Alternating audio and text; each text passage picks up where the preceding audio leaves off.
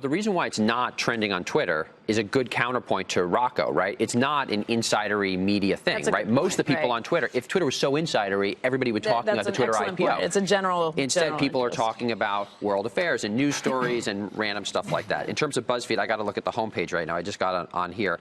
But what I think will happen is we will run numerous stories throughout the day. The stories that are being shared the most in a 15-minute increment will get greater promotion, and stories that are not being shared will automatically roll off the homepage.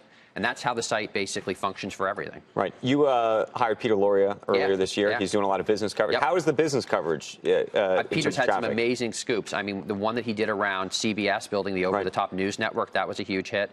He's a few of those like every week. And then the Abercrombie coverage they did, they had that story way before. Now, you've moved more towards doing what I describe as even traditional journalism in the context of the BuzzFeed sort of platform. Yes. How does that match up in terms of traffic compared to some of the stuff that made you famous in terms of the lists and the listicles? So news has always had a composition of hard news and entertainment. If you look at an old newspaper, they do entertainment for old rich people, right? So they have their politics and their news, and then they'll have their section of $8 million houses, out in Greenwich.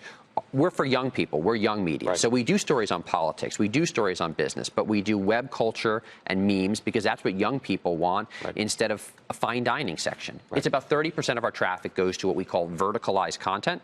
About 70% goes to that light fare, that listicles, that social web entertainment. Real quick, before we get to some of the other issues, what does it ultimately portend for the Wall Street Journal, the New York Times Company, Pearson and the Financial Times, the traditional print outlets, plus even TV outlets that spend a lot of time and money now doing digital? So CNBC.com, NBC.com, CBS, ABC. I mean, everybody's, it's all converging. Digital is going to become, obviously, the fundamental way people get all of their media. But do they change the way they do it? Yes, they change because social determines everything. Is it all going to change and shift towards what you folks are doing? Yes, it will. And all of these old media companies need to update their leisure content for younger people.